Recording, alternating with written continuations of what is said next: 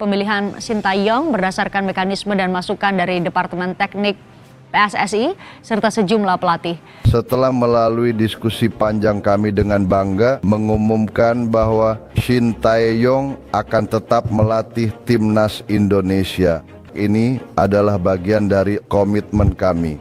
Sintayong memiliki rencana yang sangat baik untuk perkembangan sepak bola Indonesia. Ditampilkan oleh timnas main lebih proaktif, bermain bola dari kaki ke kaki, high block pressing, sudah berjalan dengan baik, tapi sepertinya kita masih terlalu naif dalam bermain, tidak ada organisasi pertahanan yang cukup baik seperti yang ditampilkan ketika timnas di bawah asuhan Sintayong. Ini yang masih belum terlihat.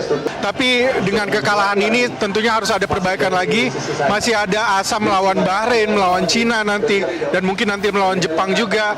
Mungkin agak berat kalau kita akan mengincar peringkat kedua, tapi kita masih bisa mengincar peringkat ketiga atau peringkat keempat nanti. Masalahnya apa yang dilakukan oleh Sintayong saat itu sebetulnya persoalannya bukan di bahasa.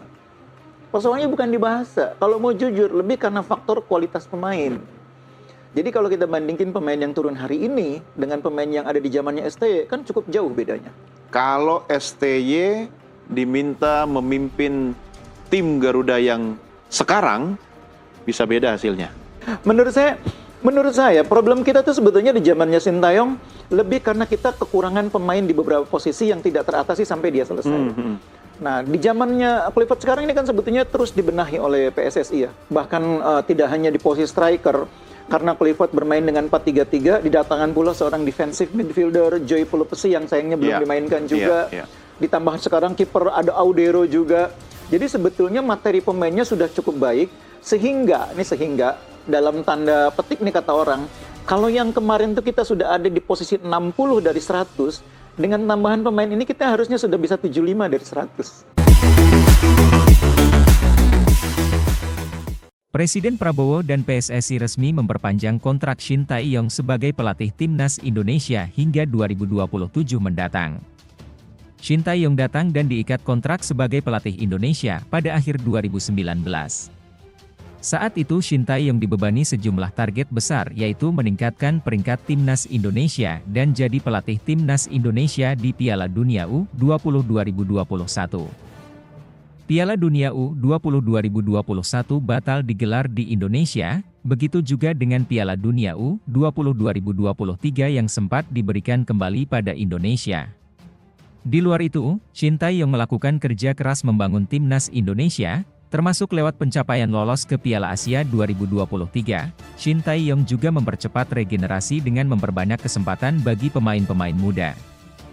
Dalam periode perpanjangan kontrak 6 bulan tersebut, Sintayong dan PSSI sepakat untuk 2 target penting. Sintayong diminta membawa timnas Indonesia lolos 16 besar Piala Asia dan melaju ke perempat final Piala Asia U23. 2 target besar itu berhasil dipenuhi oleh Sintayong. Timnas Indonesia lolos ke 16 besar dan timnas U23 saat ini menjejakkan kaki ke babak perempat final. Pengamat sepak bola Universitas Muhammadiyah Makassar, Unismu, Dr. Syahban Nur menyampaikan analisis perbandingan dan dampak dari perubahan pelatih ini. Sintayong, yang memimpin sejak 2019, telah membawa timnas Indonesia ke putaran ketiga kualifikasi Piala Dunia 2026 dan mencetak sejarah dengan lolos ke Piala Asia setelah 16 tahun absen. Sementara itu, Patrick Kluivert, legenda sepak bola Belanda, dikenal sebagai pemain hebat, meski karir kepelatihannya masih terbatas. Menurutnya, pengalaman Shin yang kaya di turnamen besar memberi keuntungan dalam membangun strategi bertahan dan memperkuat tim. Di sisi lain, Kluivert diharapkan membawa filosofi permainan menyerang yang inovatif.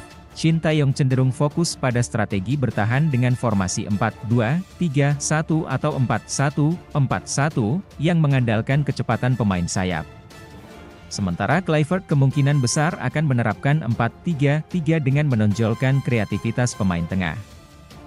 Perbedaan filosofi ini, menurut Syahban, bisa menghasilkan gaya permainan baru untuk timnas Indonesia. Namun, transisi dari gaya bertahan ke permainan menyerang bisa jadi tantangan, terutama dalam waktu singkat. Sambungnya, Syahban juga menyoroti pentingnya kemampuan pelatih dalam beradaptasi dengan budaya lokal.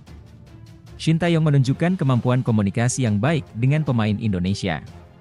Bagi Kluivert, ini akan menjadi ujian besar, mengingat perbedaan kultur sepak bola Eropa dan Asia. Pergantian ini, kata Syahban, berpotensi membawa dampak positif maupun negatif. Di satu sisi, perubahan strategi bisa menyegarkan tim. Di sisi lain, adaptasi dengan gaya baru membutuhkan waktu dan bisa menghambat target jangka pendek, ujar Syahban. Ketika ditanya tentang peluang Kluivert untuk membawa Indonesia ke Piala Dunia, Syahban menjawab diplomatis. Terlalu dini untuk menilai. Kluivert memiliki nama besar, tetapi sepak bola adalah tentang implementasi taktik, bukan hanya reputasi. Ia menambahkan bahwa sukses tidak hanya bergantung pada pelatih, tetapi juga dukungan infrastruktur, manajemen, dan komitmen pemain. Ini adalah momen penting. PSSI harus memastikan transisi ini berjalan mulus agar tidak mengorbankan momentum yang telah dibangun oleh Shin Tae-yong, tutup Syahban. Ia menambahkan bahwa sukses tidak hanya bergantung pada pelatih, tetapi juga dukungan infrastruktur, manajemen, dan komitmen pemain. Ini adalah momen penting. PSSI harus memastikan transisi ini berjalan mulus agar tidak mengorbankan momentum yang telah dibangun oleh Shin Tae-yong, tutup Syahban. Pengamanan dan pengawalan super ketat diberikan saat timnas Bahrain menjalani latihan perdana di Jakarta.